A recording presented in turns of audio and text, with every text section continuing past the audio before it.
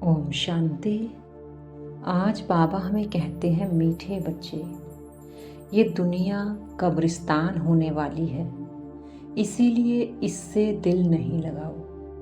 परिस्तान को याद करो, यानी सुख को याद करो, और दुख की ये जो दुनिया है, दुख देने वाली, इससे अपना बुद्धि योग हटा लो। जब हम अपने बुद्धि योग को बाबा की याद में और सुख की तरफ लगाएंगे, अपने भविष्य की तरफ लगाएंगे, खजानों सर्वशक्तियों की तरफ लगाएंगे, तब स्वतः ही कब्रिस्तान से बुद्धि हटने लगेगी। ऐसा नहीं है कि पहले हटाने की कोशिश करनी है, लेकिन पहले उसको दूसरी तरफ लगाने की कोशिश करनी है। जहाँ बाबा कहते हैं कि मुझे याद करो, घर को याद करो और सतयुग को याद करो, वर्षे को याद करो। बुद्धि को बाप की तरफ लगाते लगाते स्वतः ही इस कब्रिस्तान से बुद्धि हटने लगेगी। बाबा कहते हैं, तुम गरीब बच्चों जैसा खुशनसीब दुनिया में कोई भी नहीं, क्योंकि तुम गरीब बच्चे ही डायरेक्ट उस बाप के बने हो जिससे सद्गति का वर्षा मिलता है।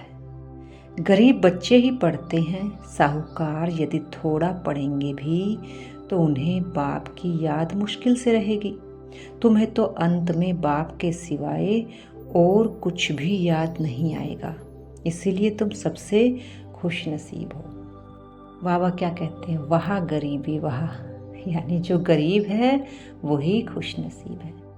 क्योंकि अमीरों की तो बुद्धि उनके पैसे में, प्रॉपर्टी में, उनके उसमें फंस जाती है, लेकिन गरीबों के पास होता ही नहीं तो ये बुद्धि उस तरफ जाती ही नहीं। और ही जितना गरीब होते उतना ही बाबा याद आता है। तो हमें अपनी गरीबी पर दुखी नहीं होना, बल्कि खुश होना है कि बाबा ने मुझे पसंद किया है। अब मुझे बाबा को याद करना है। भले ही इस समय मेरे पास जास्ती कुछ ना हो, लेकिन जितनी आवश्यकता है वो मुझे मिल रहा है। लेकिन सबसे खुशी की बात है कि बाबा मिल गया। जैसे दादियाँ झूमती थी ना, मुझे बाबा मिल गया है, तो और क्या चाहिए। बस हमें भी इसी खुशी में झूमना है। उमंग उत्साह में भी कौन रह सकता है जो सदा खुशी के झूले में झूलता हो, जो अपनी गरीबी से भी संतुष्ट हो और दूसरों की अमीरी से भी संतुष्ट हो, वही सदा खुश रह सकता है। आगे बाबा कहते हैं, गीत है दिल का सहारा टूट ना जाए। बाबा कहते हैं, ये जमाना अब कब्रिस्तान होने वाला है। पहले ये जमाना परिस्तान था, यानी नई दुनिया थी तो परिस्तान था, सुख था, अथाह खजाने थे। अभी दुख है तो अथाह दुख है। पुरानी चीज होती है तो एक दिन उसको ख़त्म होना ही होता है, एक दिन वो मिट्टी में मिल जाती है, भले ही वो कितनी ही नई क्यों ना हो।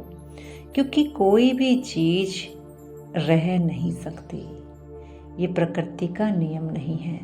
अजर अमर अविनाशी आत्मा और परमात्मा ही गाए हुए हैं। कोई भी चीज़ संसार में ठहर नहीं सकती।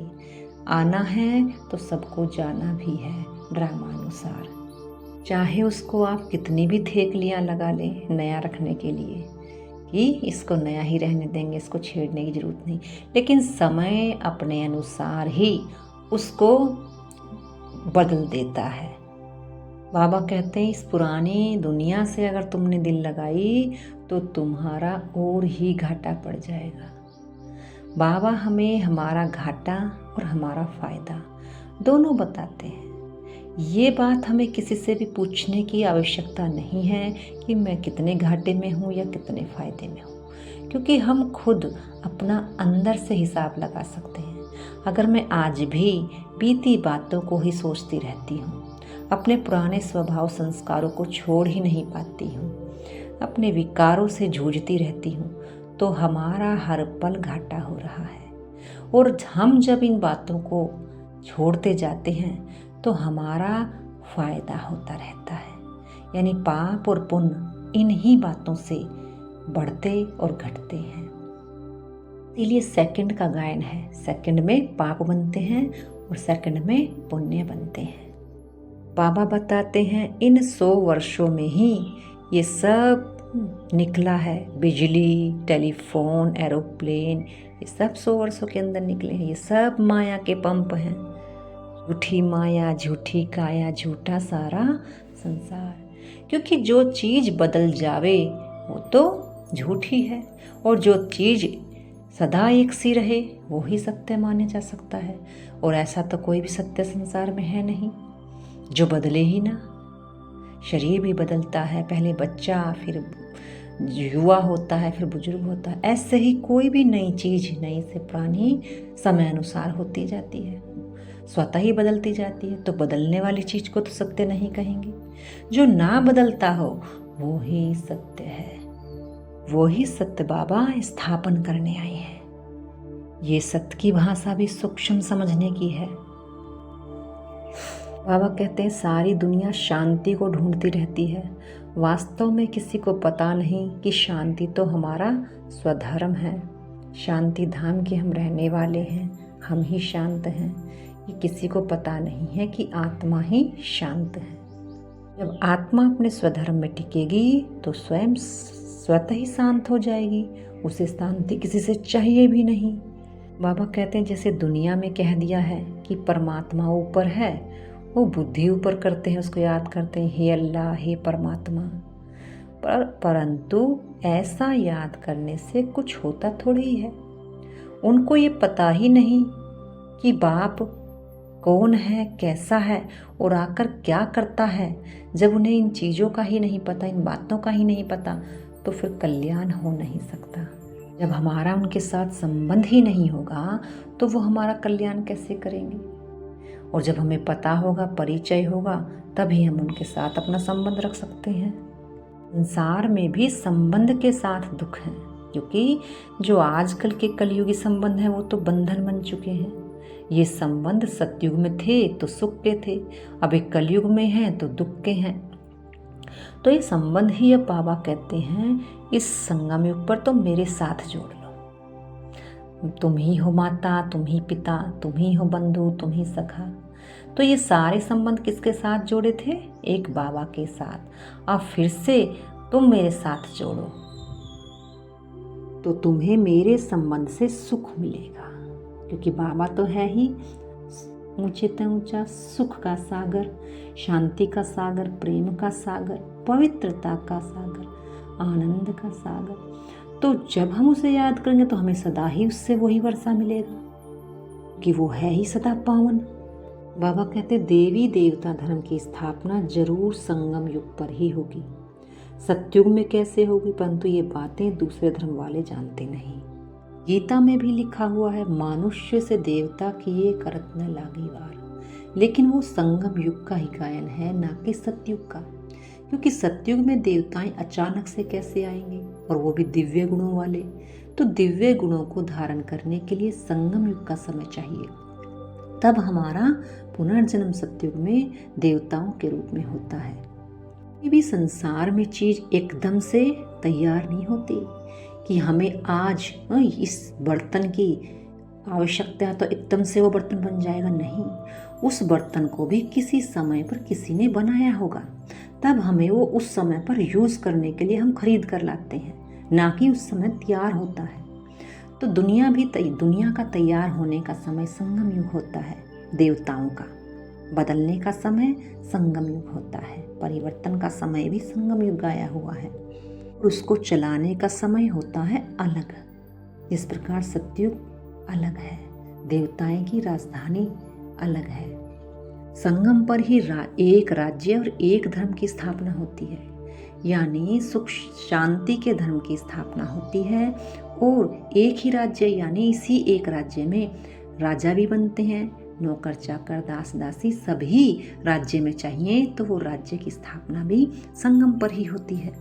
सुख शांति की स्थापना भी अभी की गाई हुई है। जो इस सुख और शांति की अनुभूति करता है, अवस्था बना लेता है, वो ही इस बात को समझ सकता है, क्योंकि उसको अनुभव हो जाता है कि कैसे सुख और शांति की स्थापना होती है। बाबा कहते हैं तुम्हारे सेंटर्स जहाँ जहाँ भी हैं वो बड़े से बड़े तीर्थ हैं। जहाँ से मनुष्यों को सच्चा सुख शांति मिलता है। तुम्हारी ये गीता पाठशाला बड़ी ही सोर्स ऑफ इनकम है। यानी सेंटर्स और गीता पाठशाला क्या है? कमाई, इससे आत्मा की भी कमाई होती है और शरीर निर्वाह अर्थ की भी कमाई होती है। स्व उन्नति से ही सर्व की उन्नति गाया हुआ है। यानी जब आत्मा की उन्नति होती है तभी इस शरीर की उन्नति का पाठ चलता है। जो इस शरीर को चाहिए होता है वो प्राप्तियां होने लगती हैं, लेकिन पहले पहले हमें स्वयं की आत्मा की उन्नति को बढ़ाना है। मैं शांत हूँ, पवित्र हूँ, सुखी हूँ, ये खजानों को अपना अनुभव बनाना है। तभी हम इस शरीर के लिए जो चाहिए वो हमें मिल सकता है। बाबा बताते हैं, भगत लोग बड़े प्रेम से मंदिर आदि में चरण अमृत लेते हैं, समझते हैं उनसे हमारा हृदय पवित्र हो जाएगा, परंतु वह तो पानी है। ये तो बाप कहते हैं, मुझे याद करने से ही तुम्हारा हृदय पवित्र होगा, तुम आत्मा पावन बनोगी। धारणा के बिंदु हैं, स्वयं रिफ्रेश रहकर औरों को रिफ्रेश करने के लिए बाप और वर्षे की याद में रहना है और सबको याद दिलाना है। दूसरी पॉइंट, इस पुरानी दुनिया से, इस कब्रिस्तान से दिल नहीं लगानी है। शांति धाम, सुख धाम को याद करना है, स्वयं को देवता बनाने के लायक बनाना है। वरदान है, ईश्वरीय अथॉरिटी द्वारा संकल्प व बुद्धि को ऑर्डर प्रमाण चलाने वाले मास्टर सर्वशक्तिमान भव। जैसे स्थूल हाथ पांव को बिल्कुल सहज रीति जहाँ चाहो वहाँ चलाते हो व कर्म में लगाते हो, वैसे संकल्प व बुद्धि को जहाँ चाहो वहाँ लगा सको। इसे ही कहते हैं ईश्वर की अथॉरिटी, यानी ईश्वरीय शक्ति। जैसे वाणी में आना सहज है, वैसे वाणी से परे जाना भी इतना ही सहज हो। इसी अभ्यास से साक्षात्कार मूर्त बनोगे। तो अब इस अभ्यास को सहज और निरंतर बनाओ, तब कहेंगे मास्टर सर्वशक्तिवान। स्लोगन है, स्वस्थिति शक्तिशाली हो तो परिस्थिति उसके आगे कुछ भी नहीं। स्व का ही गायन है। अच्छा, ओम शांति।